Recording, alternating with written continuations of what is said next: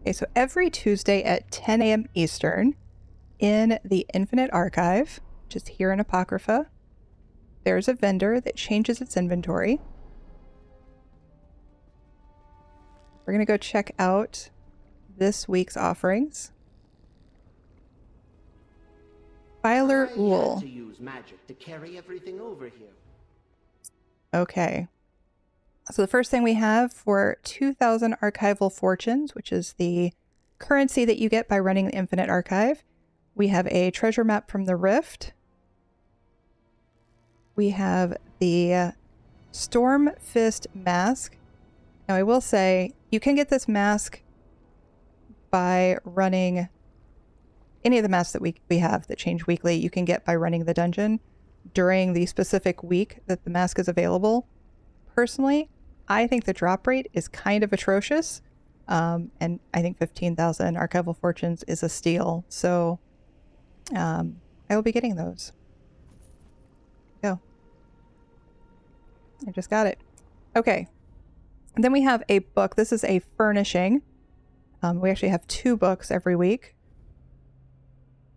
With this one, and I'll post the link below, but I've written up how to get this, where in order to find the book in the Infinite Archive or buy it from this vendor, you need to have read its eidetic memory counterpart out in the wild.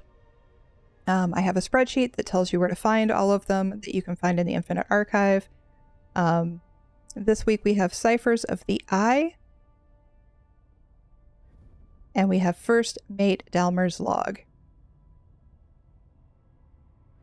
These are randomly dropped. I think there are 65 different books that drop in Infinite Archive.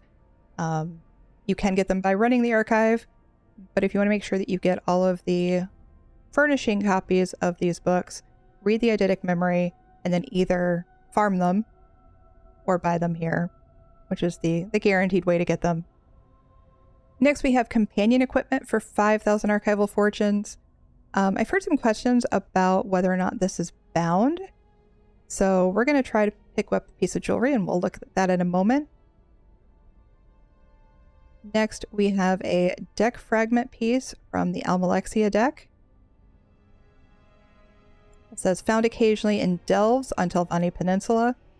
This one I might prefer to farm on my own. Delves aren't that difficult. Obviously, I already have this one, so...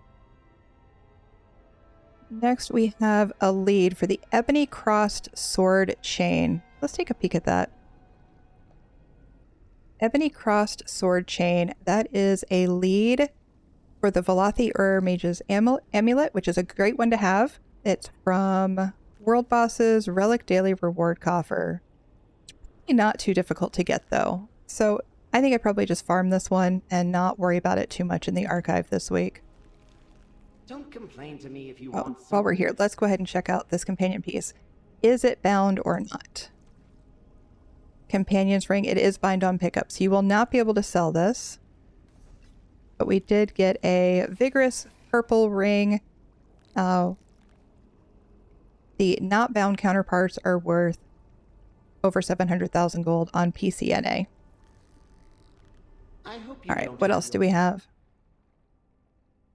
We have lead to the living bark antiquity. Again, we'll look at this one.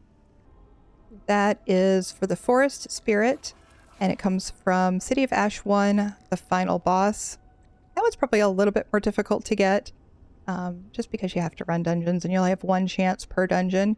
So if I were going to buy one, if I needed it, I would probably get this one this week, but I don't need it. Don't ask about what's in those. 6th House ornamental fasteners.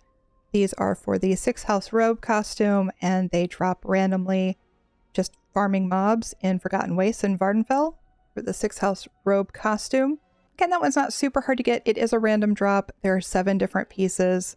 I don't know. 7,000 archival fortunes seems a bit steep when you consider how long it takes to get the Stormfist mask for 15,000 versus the 6th House ornamental fasteners.